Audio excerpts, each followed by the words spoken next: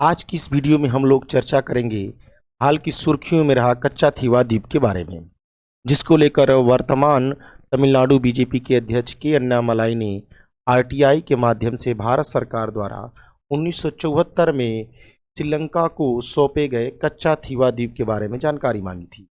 और इस जानकारी को प्राप्त होने के बाद उन्होंने कांग्रेस और डीएमके को इसके लिए जिम्मेदार ठहराया। और इसको लेकर प्रधानमंत्री मोदी के द्वारा ट्विटर एक्स पर भी लिखा गया कि यह आंखें खोलने वाली और चौंका देने वाली तथ्यों से पता चलता है कि कैसे कांग्रेस ने कच्चा थीवा को श्रीलंका को सौंप दिया, और यह भारत की एकता, अखंडता और हितों को कमजोर करने के लिए कांग्रेस का यह तरीका रहा है। और जैसे ही इन्होंने यह ट्विटर एक्स पर लिखा और यह एक राष्ट्रीय मुद्दा बन गया, तो चलिए आज हम लोग शुरुआत करते हैं कच्चा थीवा द्वीप के बारे में। तो कच्चा थीवा द्वीप जो श्रीलंका के नेथुन थीव और भारत के रामेश्वरम के बीच स्थित है।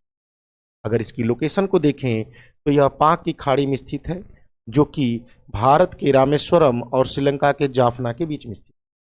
एरिया अगर देखा जाए कुल इसकी तो कितनी है, 285 एकड़ है, जो कि एक निर्जन स्थान है।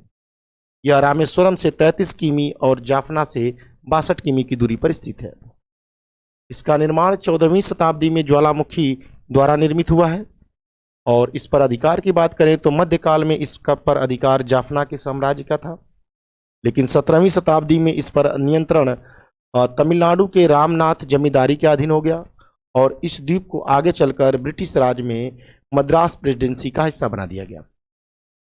इसके बाद 1974 के समय में India Sri Lanka maritime boundary agreement होता है, और इस एग्रीमेंट के द्वारा वर्ष 1974 में भारत श्रीलंका समुद्री समझौते के तहत कच्चा थीवा को श्रीलंका को सौंप दिया गया। लेकिन श्रीलंका के अनुसार भारतीय मछुआरों को केवल आराम करने, जाल सुखाने और बिना वीजा के कैथोलिक यात्रा की अनुमति दी गई।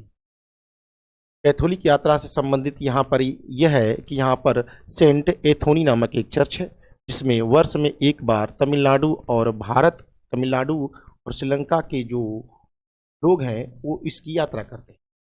तो इसके बाद क्या होता है, 1976 में एक एग्रीमेंट और होता है, जिसके द्वारा भारत और श्रीलंका एक दूसरे के विशेष आर्थिक क्षेत्रों में मछली पकड़ने पर रोक लगा देते हैं।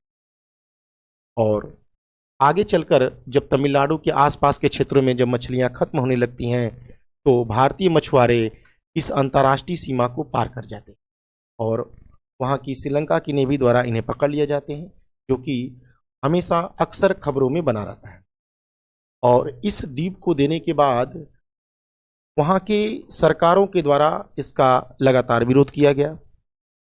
अगर इसके बारे में देखें तो 1991 में तत्कालीन सीएम रहे करुणानिधि के द्वारा इसका पुरजोर विरोध किया गया और विधानसभा में इसके लिए प्रस्ताव भी पारित किया गया, और इस प्रस्ताव में इस द्वीप को वापस लेने की मांग की गई।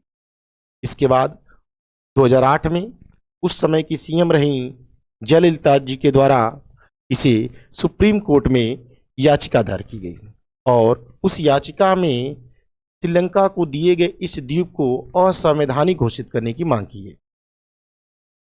और आगे चलकर इसमें 2011 में पुनः तमिलनाडु विधानसभा में प्रस्ताव पारित किया जाता है, और 2023 में वहाँ के सीएम एम.के. स्टालिन के द्वारा प्रधानमंत्री को पत्र लिखा जाता है, और प्रधानमंत्री के द्वारा भी इसे लोकसभा में इसके बारे में वक्तव्य दिया जाता है कि किस प्रकार से यह श्रीलंका को दे दिया गया, और इसके लिए उन्होंने श्रीलंका को देने के बारे में उस समय की तत्कालीन सरकारों को जिम्मेदार ठहराया।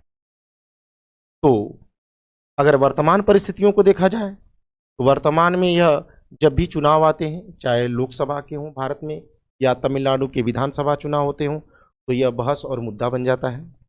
और वर्तमान अधिकार की अगर बात करें तो यह श्रीलंका के अधिकार क्षेत्र में वर्तमान में है। तो आज के लिए हम लोग इस वीडियो में यही तक। धन्यवाद।